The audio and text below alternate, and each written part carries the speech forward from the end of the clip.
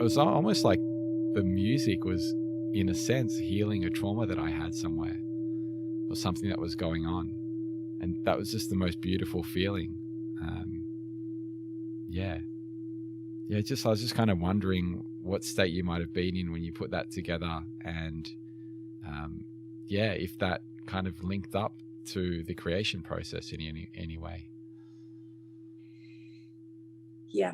Okay. Well, I'm just so happy to hear that it had that effect on you, and that it really helped the transition that you were going through at the time. It's always music to my ears to hear that's the effect that the song has had, because how I wrote it, or what happened, was I was in a time in my life where I was working incredibly hard. I had my own business and I was burnt out, but I still had to keep working. I had a lot of staff and a lot of overheads.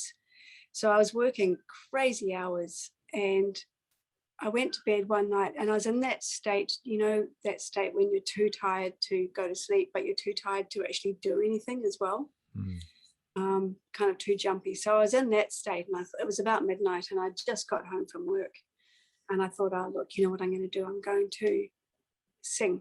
I'm just going to sing and play guitar, because that chills me out. So I started to sing the Gayatri Mantra, and I was singing the one, the Deva Pramal Gayatri Mantra at the time. And the Gayatri Mantra, for anyone who's listening who doesn't know what it is, it's a sacred chant that has been around for thousands of years, and millions of people chant it every day. It's an Indian chant, and it basically, the translation is, you are the source, please illuminate my mind, please illuminate my heart. So it's really asking for enlightenment, and many people chant it in the morning, sunrise, and at sunset as well. So I was chanting this for about 20 minutes, and I was starting to relax and starting to feel a little bit human again. And I thought to myself as I was singing it, I thought, universe, if you want to enlighten me, if you want to, help me through this time, can you enlighten me in English, in simple English that I can understand? And I don't need anything fancy. Just tell me. Just tell me what you want me to know, but make it clear. And then the words came out. You are safe. I'm never leaving you. You're loved. You're beautiful. You're infinite. You're eternal. You're immortal. So I guess really I kept singing that over and over and over again.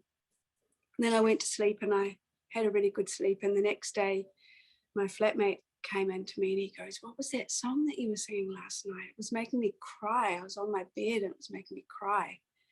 And I said, oh, God, it's a bit like, it was too personal for me. Like, I didn't want to share it, because I was like, oh my God, everyone's going to think this is really tacky or something. And anyway, we had friends come around. He's like, Ness, will you please sing that song? Will you sing that song?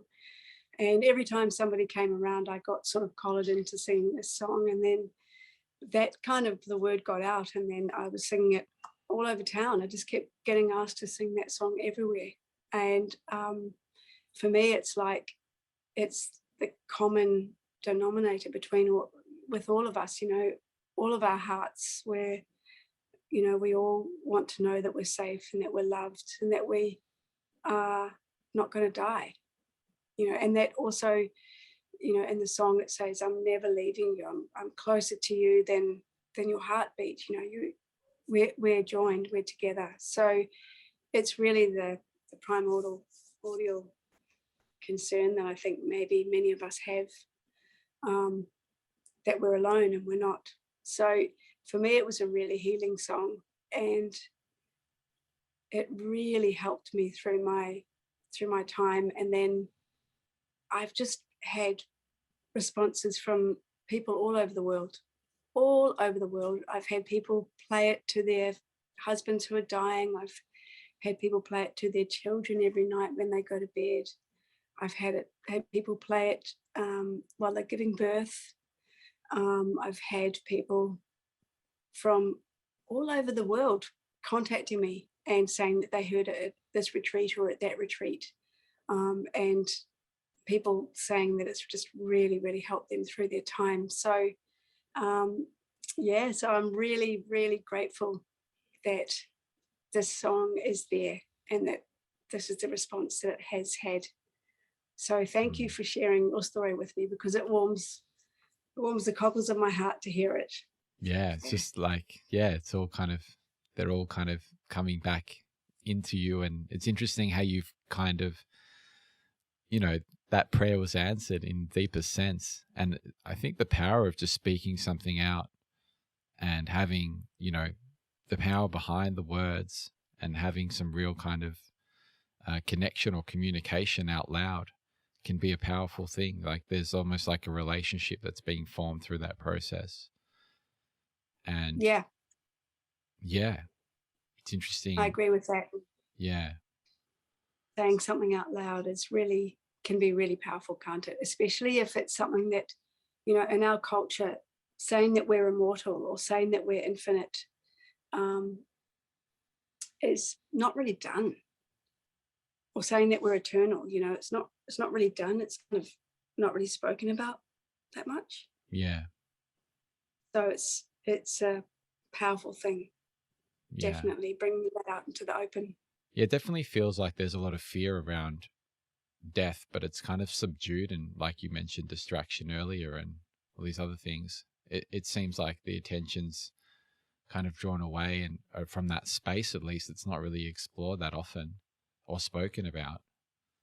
And this idea of safety, like that, there's just fear that is bred from that.